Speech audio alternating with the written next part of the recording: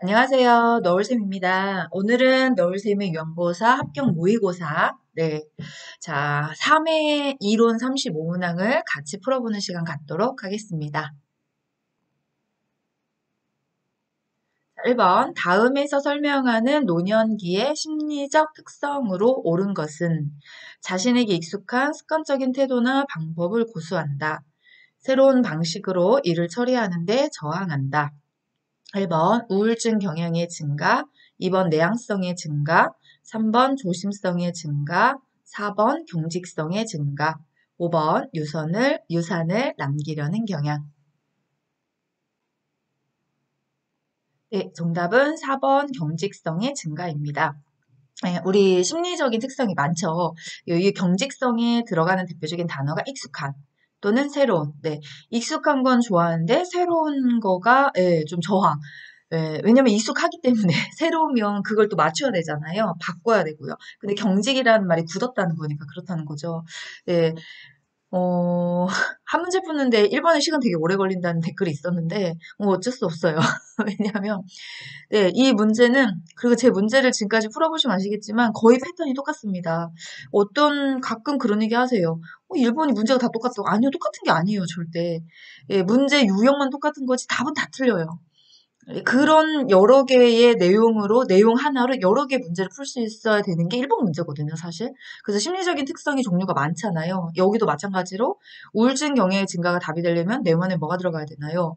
내향성은요, 조심성의 증가는요, 유산을 남기려는 경향은요, 이렇게 한 문제를 풀 때 10분이 걸리든 20분이 걸리든 자세하게 개념 정리를 집어넣고 가셔야 4회차 가서 빨리 답이 보이고 5회차 가서 빨리 답이 보이고 저는 단원별로 순서대로 모의고사가 나가야 된다고 생각해요. 예, 가끔 보면 이 심리적인 문제가 막 15번에 가 있고 28번에 가 있고 35번에 가 있고 아니 별로 그런 문제 저는 좋아하지 않습니다. 왜냐하면 그렇게 된다면 내가 어느 단원이 뭐가 부족한지를 절대 파악할 수 없어요. 번호대로 잘라가셔야 되거든요. 그래서 저는 좀 규칙성 있게 가는 거예요. 지필도 그렇게 했고 예전에 모의고사 문제 풀이할 때도 항상 그렇게 했어요. 뒤바뀐 문제더라도 다시 제 기준에 맞춰서 단원별로 다 순서 조율해서 만들었거든요.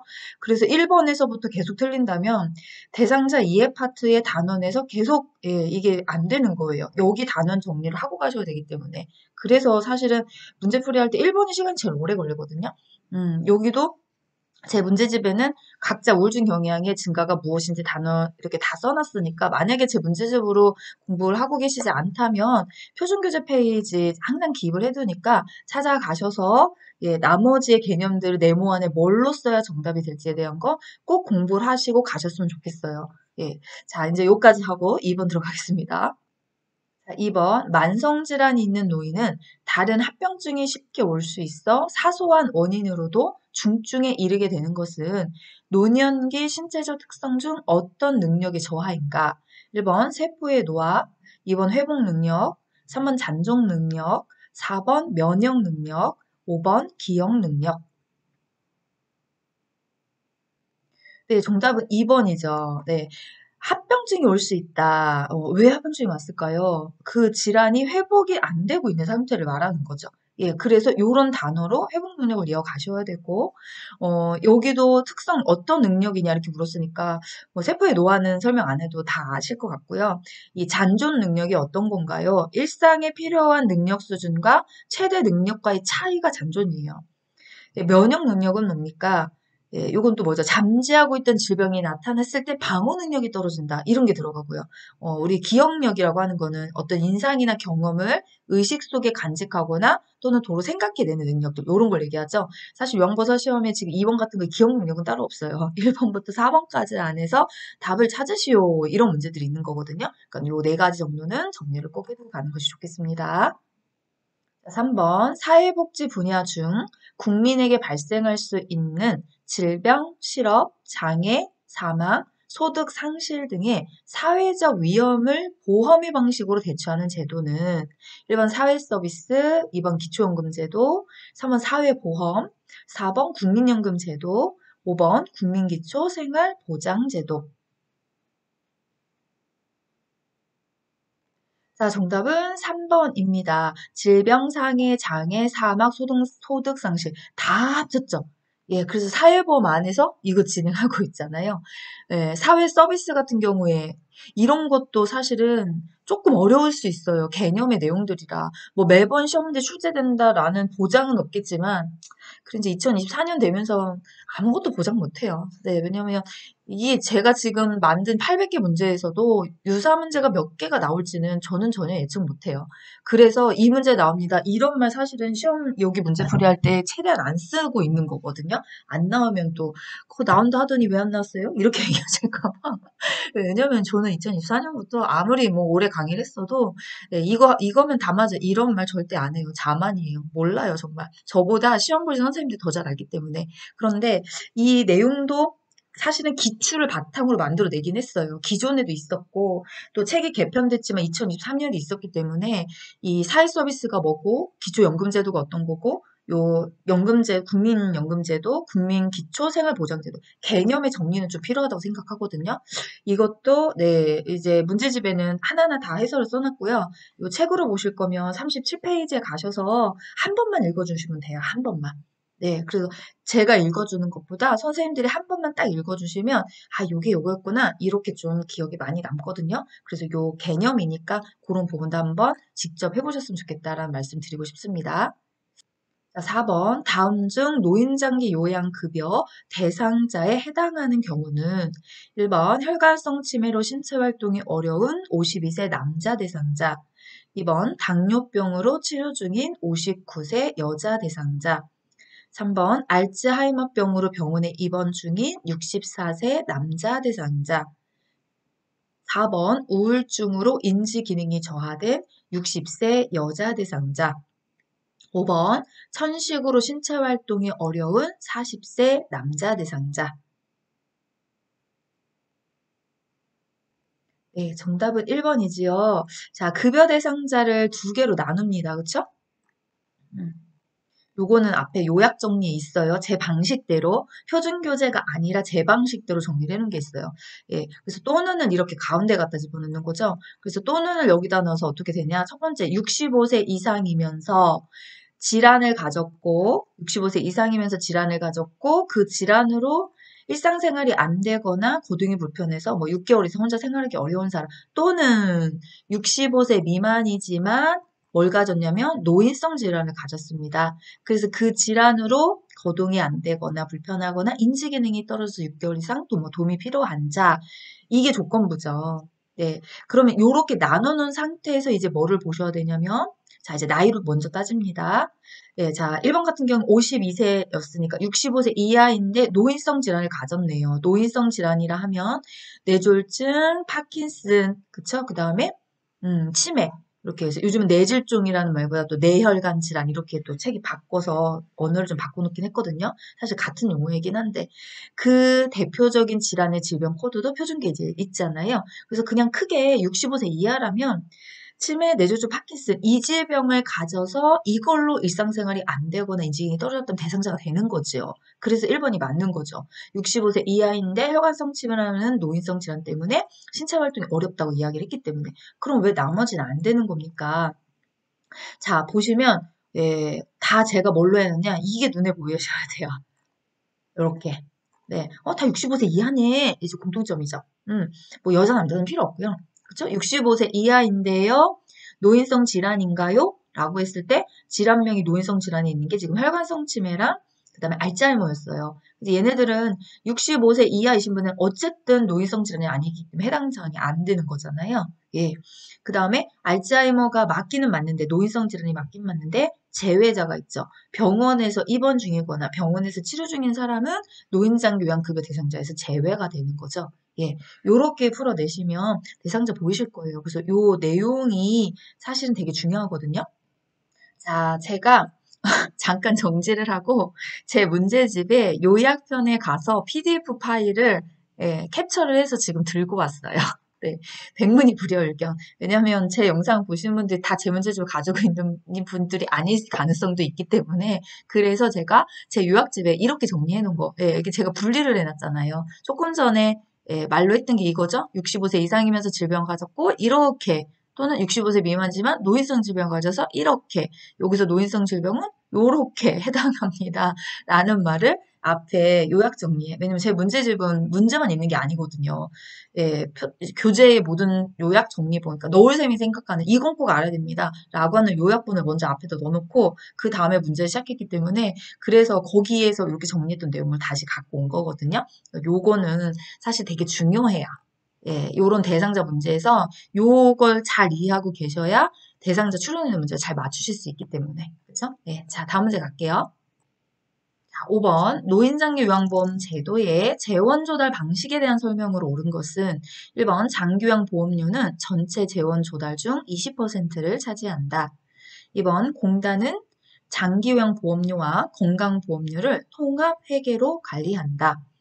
3번 의료급여 수급권자는 법정 본인 부담금이 없다. 4번 급여 대상자가 시설급여를 이용하면 20%를 본인이 부담한다. 5번 비급여 항목은 15%를 본인이 부담한다. 네, 정답은 4번입니다. 시설급여를 이용하면 20%, 그 다음에 재가급여를 이용하면 15%를 부담한다. 예, 이런 이야기가 있었죠. 자, 그럼 1번 같은 경우에는 장기요양보험료는 전체 재원 조달의 60에서 65%를 차지합니다. 예, 요것도 재원 조달이 3부자 방식 세 군데에서 하죠. 자, 첫 번째가 국가지원금. 국가지원금은 몇 프로인가요? 20%. 그죠? 예, 20%. 그 다음에 두 번째가 본인 부담금. 그거는 15에서 20%잖아요. 그럼 예, 요렇게 합치니까 35%, 40%가 나왔네요. 그쵸? 그럼 이제 나머지가 장기요양 보험료죠. 그럼 얼만가요? 네, 우리 지금 산수하고 있습니다. 네, 60에서 65%. 이게 이렇게 나오는 거죠. 퍼센테이지가요. 예, 100으로 봤을 때 국가지원금 20%, 본인 부담금 15에서 20%, 나머지 장기요양 보험료가 60에서 65%. 요 숫자가 틀린 거죠. 자, 그 다음에 공단은 장기요양 보험료와 건강보험료를 각각 독립 회계로 관리를 하죠. 통합 징수, 거둘 때는 같이 걷지만 사용할 때는 독립적으로 회계를 씁니다. 그 단어가 살짝 헷갈릴 수 있는데 예, 그 뜻이었어요. 그 다음에 의료급여 수급권자는 법정 본인 부담금의 40에서 60%를 경감받죠.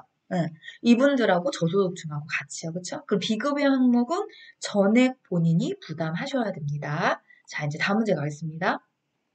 자, 6번 노인장기 요양보험 표준 서비스 중에서 가사 및 일상생활 지원 서비스에 해당하는 것은 1번 외출시 동행, 2번 구강 청결 도움, 3번 인지활동 자극, 4번 일상생활 동작 훈련, 5번 목욕 기계 조작.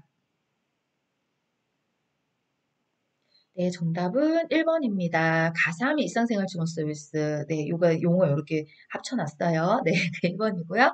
구강청결 돕기는 신체활동 지원 서비스고, 인지활동 자극은 네, 인지지원 서비스 안에 들어가죠. 일상생활 훈련 동작은 기능회복 훈련 서비스. 네, 목욕기계 조작 같은 경우에는 방문 목욕 서비스에 해당하는 분류 내용이었습니다. 자, 7번 요양보호 서비스 제공 시 준수사항으로 옳은 것은 1번 목욕물의 온도 조절 실패로 화상을 입은 경우 24시간 후에 보고한다. 2번 치매로 인해 인지 능력이 없는 경우 대상자에게 동의를 구한다. 3번 대상자는 서비스의 만족 여부에 대해서 표현할 수 없다. 4번 대상자 가족과 의견이 상충될 시 불필요한 마찰은 피한다. 5번 소변 배출이 어려운 대상자에게 돈요를 시행한다. 네, 정답은 4번입니다. 자, 사고가 발생했을 때는 즉시 보고를 신속하게 해주셔야 되고요. 치매로 인해 인지 능력이 없는 경우에는 보호자에게 동의를 구해주시면 됩니다. 네, 자유로운 의사표현을 보장할 수 있어야 돼요. 만족 여부 충분히 표현하실 수 있어야 되죠. 그다음 도녀는 의료 행위이기 때문에 예, 요양보호사가 시행할 수 없습니다. 8번. 다음 상황에서 시설 대상자가 치매받은 권리는 입소 전에 침대 생활을 해오셨는데 시설에서 침대 대신에 무조건 매트리스를 깔고 지내라고 했다. 시설에 안전바가 설치되어 있지 않았다. 자, 1번 안락하고 안전한 생활 환경을 제공받을 권리. 2번 개별화된 서비스를 제공받고 선택할 권리. 3번 시설 내외부 활동 및 사회적 관계에 참여할 권리. 4번 신체 구속을 받지 않을 권리. 5번 건강한 생활을 위한 질 높은 서비스 및 보건의료 서비스를 받을 권리. 정답은 1번입니다. 네. 침대, 그쵸? 매트리스, 바다, 안전바, 요 전부 다 네, 환경에 대한 이야기죠. 자, 시설윤리 강령은 네, 항상 같은 표로 정리합니다. 다음 표에서 한번 언급을 드릴게요. 네, 항상 이론할 때마다 해요. 그리고 번호도 거의 저는 동일해요. 네, 변함없이 항상 개수 번호에 맞춰서 단원별로 출제를 했기 때문에 항상 8번 정도 나왔을 때 이 윤리 강령이 등장을 할 거거든요. 네. 그래서 이게 표준교재에 있는 시설 윤리 강령의 15개죠. 예, 이 15개에서 문제 나오는 유형도 거의 정해져 있어요. 하나는 네, 이렇게 빨간색 글자의 개념을 물어봤을 때 이와 같은 내용에 해당하는 윤리강령은 뭡니까? 요걸 찾아주시면 되는 거고요. 그 다음 지금과 같은 문제 유형은 이 초록색 글씨에 된 거예요. 예, 위배되는 거, 침해되는 거, 지키지 못한 거, 이런 사례들을 바탕으로 이와 같은 거가 지켜지지 않았을 때 윤리강령 중에 어떤 게 침해받은 거냐, 어떤 거가 지켜지지 않은 거냐, 이렇게 물어보거든요. 그리고 이제 여기도 뭐냐면, 표준교재, 저도 지금 표준교재에는 예시를 썼지만, 표준교재에 나와 있지 않은 예시를 사용하기도 합니다. 그것도 제가 최근 기출에서 많이 봤던 문제들이고요. 그래서 이거 빨간 글씨 개념들을 좀 먼저 이해하시고, 또 초록 글씨에 표준교재에 나와 있는 것 정도는 다 인지를 하고 계셔야 된다고 생각을 해요. 이것도 여러분이 진짜 한번 읽어주셨으면 좋겠어요. 제 표만 가지고 읽고 이해가 좀 안 되신다면 그럼 표준교재를 피셔서 96페이지를 열어보시면 윤리강령 쭉 설명을 하거든요. 예, 그러면 그 내용을 좀 한번 직접 읽어주신다면 윤리강령에 해당하는 문제는 다 풀어낼 수 있다라고 생각합니다. 9번 노인학대 유형 중 경제적 학대에 해당하는 것은 1번 연락을 두절하거나 왕래하지 않는다. 2번 빌린 돈을 갚지 않는다. 3번 약물이나 알코올 남용을 지속한다. 4번 말을 걸지 않거나 대화를 하지 않는다.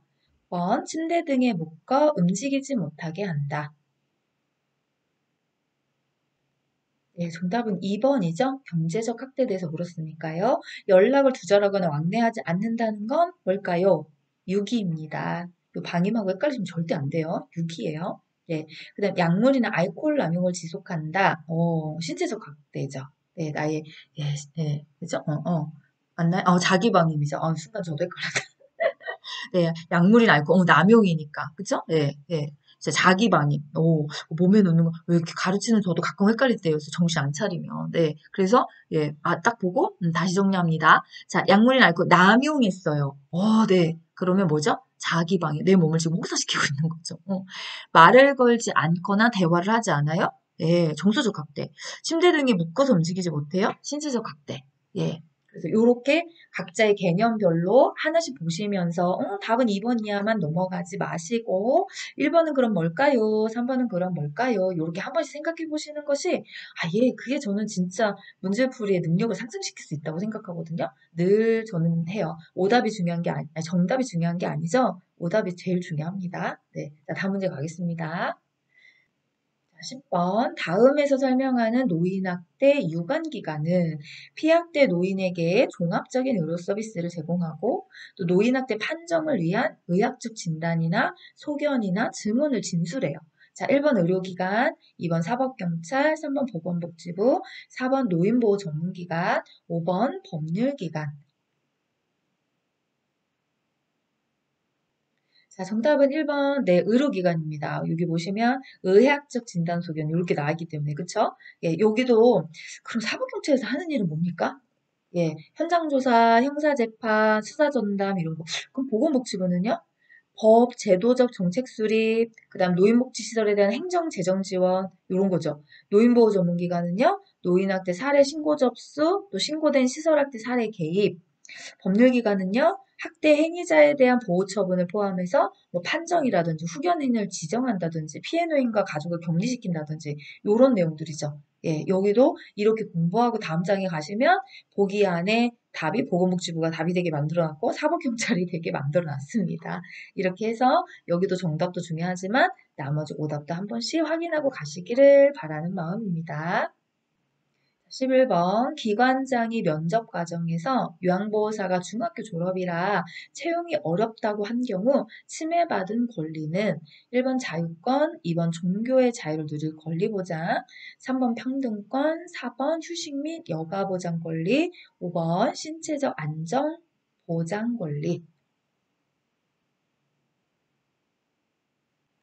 네, 정답은 3번이죠. 어떤 고용의 형태라든지 연령이라든지 성별이라든지 출신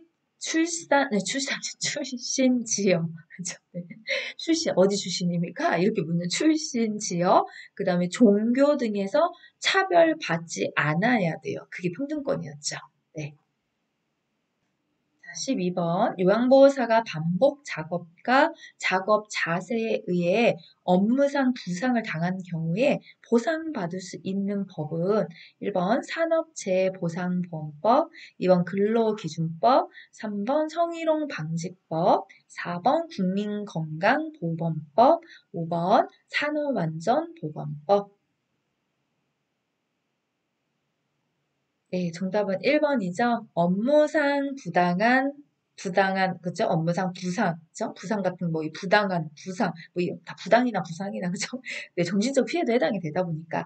자, 그럼 산업재해보상보험법은 뭡니까? 뜻을 한번 제가 읽을게요. 근로자의 업무상 재해를 신속하고 공정하게 보상하며 재해 근로자의 복지를 증진하기 위해 제정된 법이 산업재해보상보험법입니다. 그쵸? 네, 그래서 정답 1번이 된 거죠. 13번 다음에 해당하는 성희롱 유형은 입맞춤, 뒤에서 껴안기, 가슴, 엉덩이 등 신체 부위를 만지는 행위. 1번 언어적 성희롱, 2번 시각적 성희롱, 3번 육체적 성희롱, 4번 사회적 성희롱, 5번 위계적 성희롱. 네, 정답은 3번입니다. 신체 부위 접촉, 껴안기, 입맞춤, 애무 뭐 이렇게 그쵸? 자, 일단은 없어요. 이런 말은. 네, 그런데 만들 수밖에 없어요. 오지선 다형이다 보니까. 네. 요것도 어렵지 않게 지금 잘 맞춰 오실 거예요. 언어는 뭐 농담, 외모에 대한 성적인 평가, 비유, 뭐 시각적 성희롱 같은 경우 뭐 보여주는 사진, 그림, 낙서 이런 게 되겠죠? 네, 자 다음이요. 14번 요양보호사가 지켜야 할 직업윤리로 옳은 것은 1번 보수교육은 참여하지 않아도 된다. 2번 대상자에게 피곤함을 호소한다. 3번 감독자에게 알리지 않고 잠시 외출을 한다. 4번 업무 수행을 위해 지속적으로 지식과 기술을 습득한다. 5번 동료에게 자신의 근무를 대신 해달라고 요구한다. 네, 정답은 4번이죠. 보수교육 참여하셔서, 네, 이제 자기계발 역량도 좀 늘리셔야 되고, 대상자 앞에서 피로하거나 나태한 모습 보이지 않습니다. 감독자에게 알리고 가셔야 돼요. 그쵸? 대신 근무해달라고 하는 것도 안 되죠. 법적, 윤리적 책임에 위배되는 행동들입니다. 3번, 5번은요. 15번. 다음 상황에서 요양보호사의 대처 방법은 대상자 가족이 코로나19로 인해 수입이 줄어들어서 본인 부담금 할인을 요청했다. 1번 시설장과 상의하고 알려준다고 말한다. 2번 할인 대신 서비스 시간을 늘려주겠다고 말한다. 3번 불법 행위이므로 할 수 없다고 한다. 4번 할인해주고 서비스 시간을 줄인다. 5번 서류에는 받은 것으로 하고 나중에 돌려준다. 정답은 3번입니다. 할인 안 되죠? 네, 노인장기 요양보험법 제69조에 명시되어 있기로 본인 부담금을 할인하거나 추가로 부담하게 할 수 없어요. 이거는 위법행위다라고 나와요. 그래서 불법이다라고 설명해 주시고 할 수 없다고 이야기해 주시면 됩니다. 16번 요통을 예방하며 물건을 이동하는 방법으로 옳은 것은 1번 허리를 굽히고 무릎을 펴서 몸의 무게중심을 낮춘다. 2번 물건을 든 상태에서 방향을 바꿀 때는 허리를 움직인다. 3번 물체는 최대한 몸 가까이에 위치하도록 한다. 4번 허리를 펴서 들어 올린다. 5번 지지면은 최대한 좁히도록 한다.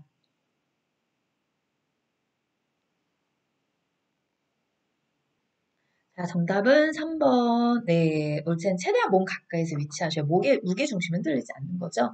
1번 같은 경우에는 거꾸로 됐죠. 허리는 펴고 무릎을 굽힙니다. 이렇게 해야 되고 물건을 든 상태에서 방향을 바꿀 때는 발을 움직여서 조절해 주셔야 되고요. 허리를 펴는 게 아니라 무릎을 펴는 거죠. 지지면은 최대한 좁히는 게 아니라 어깨 넓이로 넓혀 주셔야 됩니다. 17번 노로바이러스 장염에 대한 설명으로 옳은 것은 1번 감염력이 약하다. 2번 충분하게 조리된 고기를 재료로 한 인스턴트 음식이 발병 요인이다. 3번 야간의 가려움증이 대표적인 증상이다. 4번 내이 및 침구류는 뜨거운 물로 세탁 후 건조해서 사용한다. 5번 증상 회복 후에도 최소 2, 3일간은 음식을 조리하지 않는다.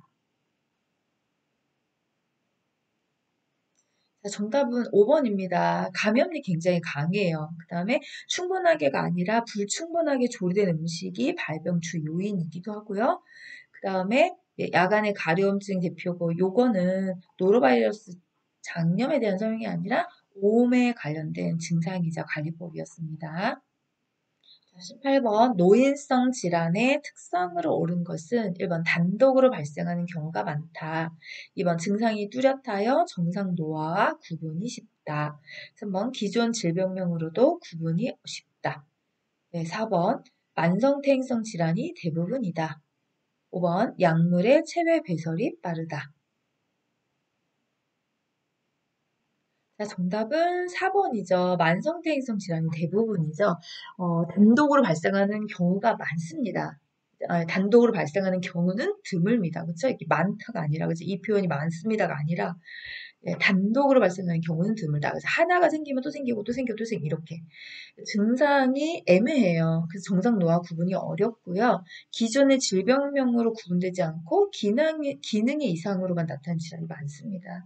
약물 배설 배출 잘 안 되죠. 그래서 소변 농축 능력, 오줌 만드는 능력, 내보내는 배설력이 떨어지기 때문에 신체에 가지고 있어요. 그래서 약물 중독이 노인한테 좀 흔하게 나타나는 이유이기도 했죠.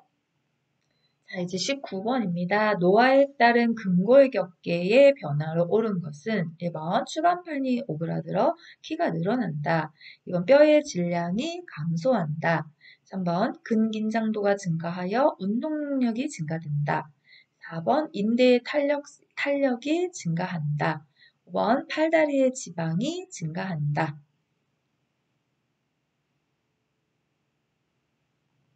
자, 정답은 2번이죠. 뼈의 질량이 감소되죠. 네. 그래서 골다공증의 위험성이 또 높아지고, 또 그걸로 인해서 고관절 골절 이런 위험성도 있고요. 추간판이 오그라들어, 예, 추간판이 오그라들 것까진 맞아요. 근데 키가 늘어나는 게 아니라 줄어든다는 거죠. 그다음에 근긴장도도 증가되는 게 아니라 감소가 돼요. 그래서 운동 능력이 감소되시는 거고, 인대의 탄력은 증가한다가 아니라 탄력이 증가한다. 탄력을 잃어버린다라는 표현을 쓰죠. 팔다리의 지방이 증가가 아니라 감소합니다. 예. 그래서 술통형, 전형적인 술통형, 위아래 말라있고 가운데 풍만하고, 요런 내용이 있었죠. 자, 혹시 근골격계에서 증가되는 표현을 따로 외우고 계실까요? 네, 그거는 뒤에 표로 밀어둘까요? 네, 요거 다 보고. 지금 한번 머릿속에, 아까 근골격계 증가된 표현이 나뉘는 게 있어요. 거기 뭐가 있었는지 한번 떠올려 보셨으면 좋겠거든요. 네, 조금 이따 한 번에 정리할게요. 자, 20번. 노화에 따른 비뇨생식기계의 변화로 옳은 것은 1번 질벽의 탄력이 증가한다. 2번 성적 욕구가 감소한다. 3번 방광 용적이 250ml 이상으로 증가한다. 4번 여성 노인은 전립선 비대를 경험한다. 5번 질의 분비물 저하로 질염이 발생하기 쉽다. 네, 정답은 5번이죠. 네, 이거 맞아요. 탄력이 증가하는 게 아니라 떨어질 거고요. 성적 욕구는 감소되지 않습니다. 방광용적은 250ml 이상이 아니라 250 정도로 줄어들어서 감소하게 되는 거고요. 전립선 비대는 남성 노인이 오는 대표적인 특징이죠. 자, 21번 노화에 따른 피부계의 변화로 옳은 것은 1번 표피가 두꺼워져 탄력이 증가한다. 2번 피하 조직의 증가로 체온 변화가 적다. 3번 소양증이 방광하재 심하게 나타난다. 4번 머리카락이 두꺼워진다. 5번 발톱이나 손톱이 부드러워진다. 자, 정답은 3번이죠. 소양증이 밤과 겨울에 심하게 또 난방기 틀고 온도 막 올라가고 난방 습기 안 따라가고 이렇게 되면 좀 더 심해질 수 있어요. 네.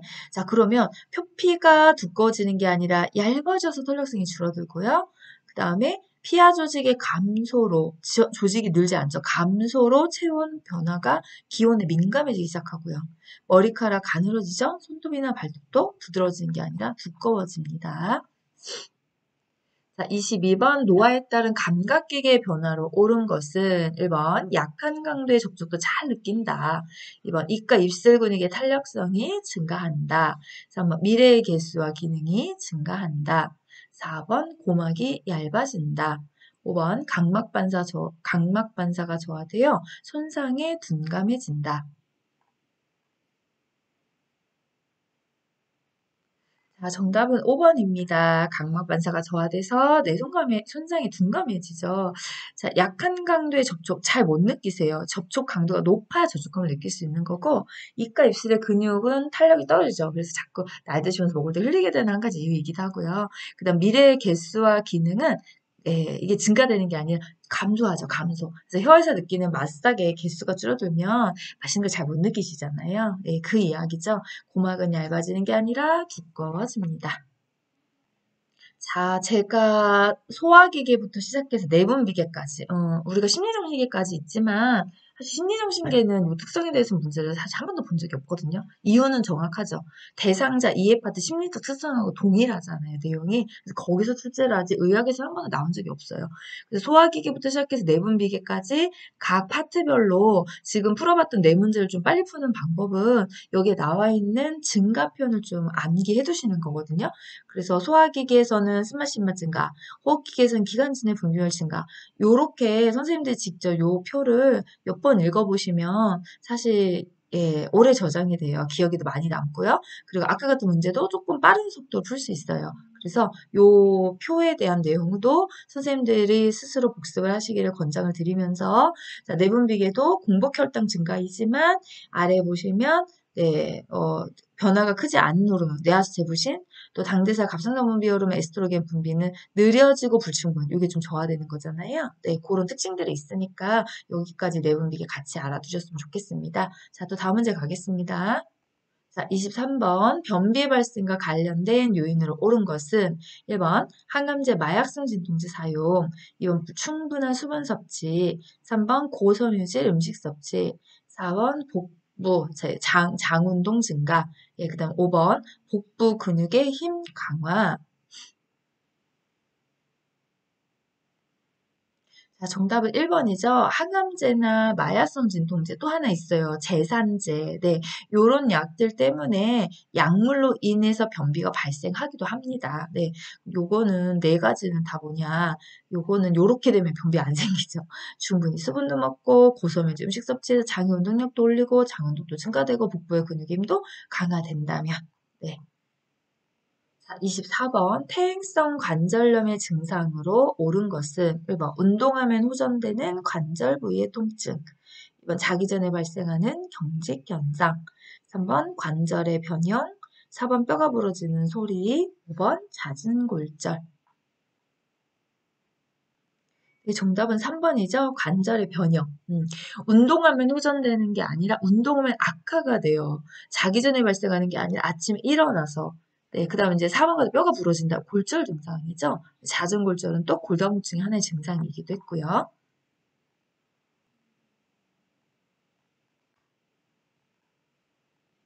자, 25번 노인의 우울증 증상으로 옳은 것은 1번 두통, 소화불량 등의 신체 증상 호소, 2번 의식장애, 3번 주의력 감퇴, 4번 매사에 적극적인 태도, 5번 긍정적 사고. 정답은 1번입니다. 네, 우울증이라 하더라도 신체 증상 같이 호소하고 있죠. 자, 의식장애나 주의력 감퇴는 네, 어디서 많이 들어보셨나요? 선마. 그쵸? 그다음 매사에 적극적인 태도가 아니죠. 매사에 관심이 없으시죠? 네, 긍정적 사고보다 부정적인 사고의 증상은 더 많이 나타내고 있습니다. 자, 26번 다음에서 설명하는 소화기계 질환은 증상만으로는 조기 진단이 불가능하다. 가족력이 있는 경우 위험도가 2배 증가한다. 오심, 출혈, 토열, 혈변의 증상이 나타난다. 1번 위염, 2번 위궤양, 3번 간암, 4번 대장암, 5번 위암. 정답은 네, 위암입니다. 우리 책에는 암이 두 개밖에 없어요. 하나는 위암, 하나는 대장암. 네, 그래서 배운 적도 없는데요. 네, 보기에는 있을 수 있어요. 실제 국시원 시험 문제도 그렇습니다. 그런데 답이 될 확률은 없어요. 그래서 저는 의학 가르칠 때, 의학 파트 수업 나갈 때 항상 소화기계 안에 들어가는 질병을 쭉 먼저 보고 호흡기계 들어가는 거 쭉 보고 그리고 한마디 해요. 자, 우리 책에 나오지 않는 건 답이 될 확률이 없습니다. 네, 근데 수업도 마찬가지고 지금 문제풀이도 저는 동일하게 하거든요. 그래서 암 진단 조기가 안 된다고? 가족력이 있다고? 네, 여기까지 하면 잘 몰라요. 이게 대장암인지 위암일지. 그런데 오심, 출혈, 토열, 혈변의 증상이 있으니까 답이 위암이 되는 거고 대장암의 그 대표적인 증상은 뭘까요? 장습관의 변화, 설사나 그렇죠? 변비에 장습관의 변화가 온다든지 또는 점액 이런 게 변에 섞여 나온다든지 이런 증상으로 우리가 대장암이냐 위암이냐라고 질환을 구분할 수 있는 거죠. 27번 빈혈 대상자를 돕는 방법으로 옳은 것은 1번 철분의 흡수를 돕기 위해 비타민 D를 함께 복용한다. 2번 매일 체중을 측정하여 부족 여부를 확인한다. 3번 염분을 제한하는 식사를 제공한다. 4번 붉은 살코기를 섭취해서 철분의 흡수율을 높인다. 5번 식사를 소량씩 섭취하게 한다.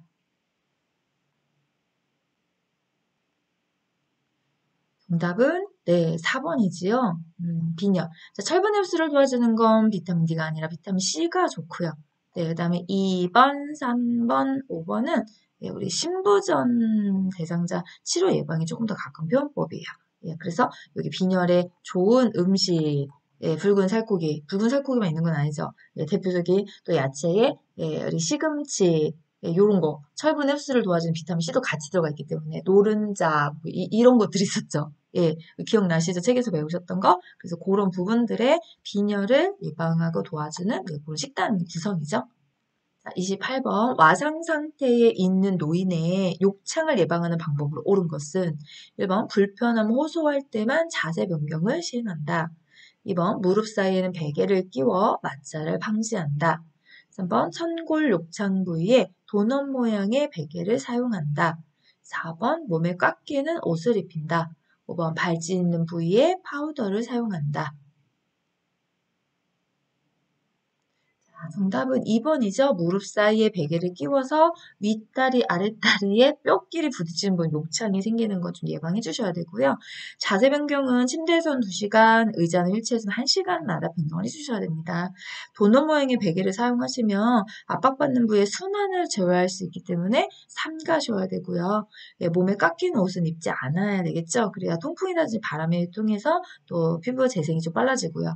파우더는 땅구멍을 막기 때문에 사용 금지하고 있습니다.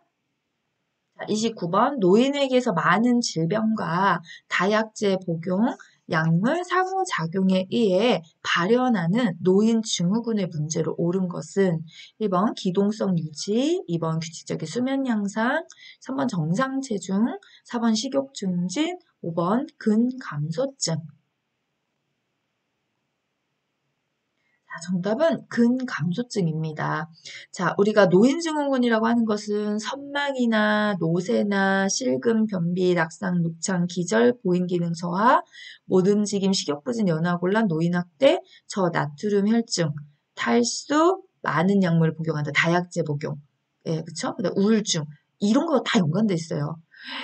요새는 다 외우고 있냐고요? 아니요, 읽은 거예요. 저는 제 문제집, 표준기지 옆에 다 넣고 해요, 지금. 왜냐면 혹여라도 실수할까봐. 그 실수가 뭐냐면, 저도 가르친 10년을 가르쳤지만 헷갈리는 거 있어요. 아까 문제풀이 앞에서 보셨잖아요. 말 막 하다가 틀리는 거, 또 말이 막힐 때도 있고 꼬일 때도 있거든요. 근거 기준이 정확해야 돼요. 그래서 암기가 안 되는 파트도 저도 분명히 있습니다. 이거 못 외우는 이유도 개편되면서 이 내용이 들어와서 많아요, 내용이요. 그리고 이거 다 한 번에 외울 수가 없거든요. 그래서 제가 그냥 쭉 읽어드린 거예요. 아, 꼼꼼히 보고 싶다. 그럼 표준교재 지금 보시는 228페이지에서 230 가시면 쭉 써져 있어요. 그런데 그 많은 내용 중에서 이제 전 요거 갖고 온 거죠.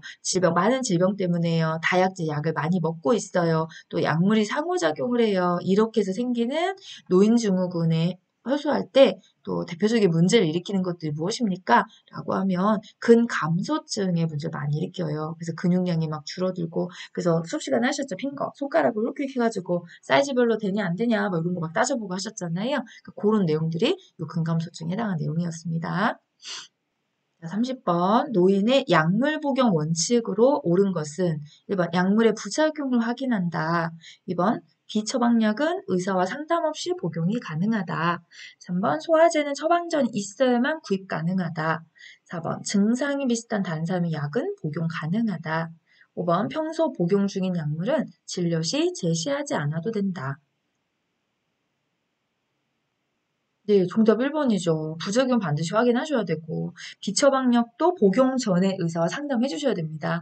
처방받아 먹고 있는 약과 비처방약이 어떤 상호작용을 하는지에 대해서 잘 몰라요, 우리가. 그래서 의사한테 꼭 확인하셔야 되고, 소화제는 상시 구입이 가능하죠?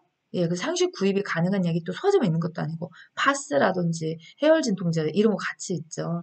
증상이 비슷한 다른 사람 안 돼요. 절대로 단섬의 약을 먹어서는 안 돼요. 그거 중에 하나가 아까 방금 전에 말씀을 드렸던 약물과 약물이 어떤 상호작용을 하는지에 대해서 우리는 사실 잘 몰라요. 그건 의사의 고유권이거든요. 예, 그러니까 처방을 받아서 나에 맞는 약을 먹어야지 내가 기존의 약을 먹고 있는데 다른 사람의 약을 먹게 되면 기존에 먹는 약과 다른 사람의 약이 합쳐져서 어떤 작용을 할지에 대한 건 우리 잘 모르기 때문이죠. 이걸 사실 조제라고 하는 거고요. 그래서 의사 선생님이 하는 거고요. 평소 복용 중인 약물은 진료 시 제시하지 않아도 된다. 복용 중인 약물을 제시해야지만 사전에 제시가 돼서 그 약과 문제가 없이 적절히 처방받을 수 있습니다. 자, 31번. 만 65세 이상 노인이 10년마다 추가 접종해야 하는 전염병은 1번 백일해, 2번 디프테리아, 3번 인플루엔자, 4번 폐렴구균, 5번 홍역. 예, 정답은 2번 디프테리아. 자, 일단은 네, 우리가 65세 이상 노인이 추가 접종해야 되는 내용들이 있지요. 네, 그게 어떤 건가요? 네, 인플루엔자, 그쵸? 예, 그 다음에 지금 디프테리아, 파상풍, 그 다음에 폐렴구균, 그 다음에 또 하나가 뭔가요? 네, 대상포진 맞죠? 네, 제가 5개 다 얘기한 것 같은데 자 그렇게 요렇게 접종명을 먼저 좀 잘 기억하시고 자 그 다음에 또 하나 우리가 기억해야 될 것은 접종 연수잖아요. 연수는 인플루엔자 독감은 매년이고 디프테리아랑 파상풍은 10년마다 그래서 지금 답이 이렇게 됐죠.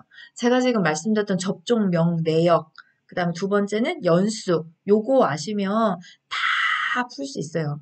네, 왜 모든 문제가 그 안에서 답이 이렇게 다 보이게끔 만들어야 되거든요. 우리가 없는 걸 요양보호사 표준규칙 없는 이야기는 이런 거죠. 왜 홍역 이런 거는 안 들어가 있어요. 그래서 보시자마자 얘는 일단 X부터 치고 사지선에서 문제를 풀어주시면 됩니다. 저만 그런 거 아니에요. 구시형 문제도 똑같습니다. 네, 자 다음이요. 자, 32번 장기요양급여 제공 기록지를 스마트 장기요양 방법으로 옳게 작성한 경우는 1번 급여 종류를 잘못 선택한 경우에는 퇴그 취소가 안 된다. 2번 방문요양 서비스 종료 전송 시 정서 지원 항목은 60분 이상 입력한다. 3번 차량을 이용하는 방문 목욕의 경우에는 차량 번호를 입력한다. 4번 방문 목욕은 요양보호사 1인의 요원만 서비스 내용을 입력하면 된다. 5번 인지활동형 방문형 서비스 종료 전송 시 인지자극 활동은 60분 이하로 입력한다.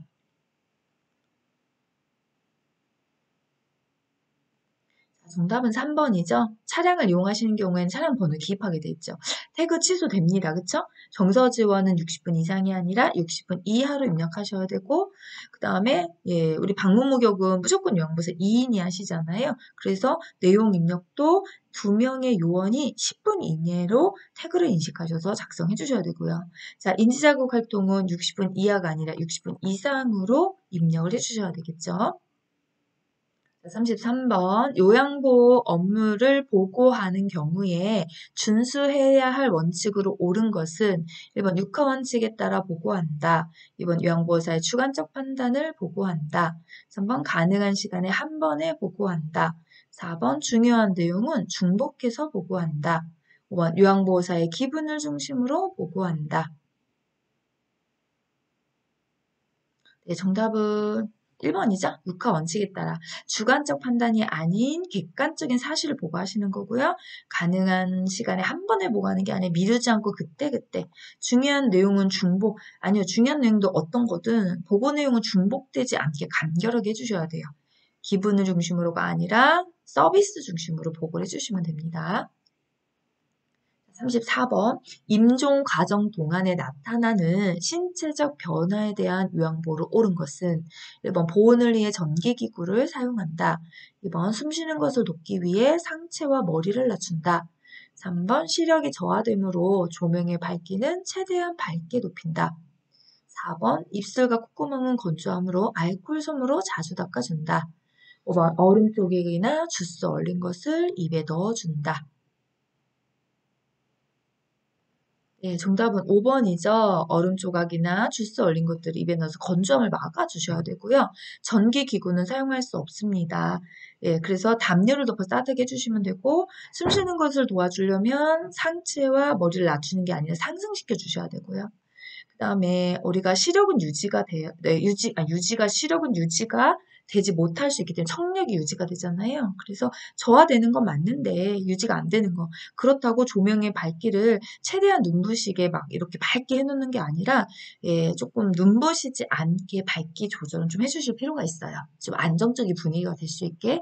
그 다음에 입술과 콧구멍은 예, 건조한 것도 맞아요. 그런데 알코올 솜으로 닦으면 더 건조해져요. 그러니까 윤활제인 바셀린이나 립밤 같은 걸 활용하셔서 건조되지 않게 우리가 예, 관리 예방을 좀 해주셔야 되겠죠. 자, 이제 30번 마지막 네, 문제입니다. 사전연명의료의향서에 관한 설명으로 옳은 것은 1번 국립연명의료기관 홈페이지에 접속하면 작성 여부를 열람할 수 있다. 2번 인공호흡기 착용은 중단할 수 없다. 3번 통증 완화를 위한 진통제 투여도 중단한다. 4번 70세 간암말기 환자의 보호자가 대리로 작성할 수 있다. 5번 등록기관에 등록 없이도 효력은 발생한다. 자, 정답은 1번이죠. 네, 여기 열람 가능합니다. 자, 인공호흡기 착용은 어떻게 되나요? 네, 우리가 중단하는 게 이것만 또 있는 거 아니죠. 그래서 심폐소생술, 혈액투서, 항암제 투여, 인공호흡기 착용은 중단을 합니다. 네, 아, 네.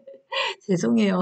네, 소리 들어갔을 것 같아요, 엘리베이터. 네, 제가 인지를 했는데 순간적으로 또 집에서 나가가지고 네 아이가 네.